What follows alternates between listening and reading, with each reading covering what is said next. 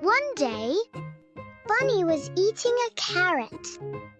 Suddenly, she heard a rustling sound. A big shadow appeared. It was Badger.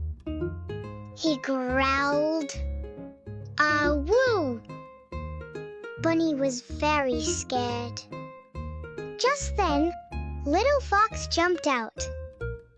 He puffed up his fur and tried to look big and brave. Badger's eyes went wide. He turned and ran away. Little Fox looked at Bunny. "Are you okay?" he asked. "Thank you, Little Fox. You helped me." Little Fox rubbed his nose shyly. "Friends help each other," he said. Bunny felt warm and safe. Little Fox really was a good friend. Like and follow.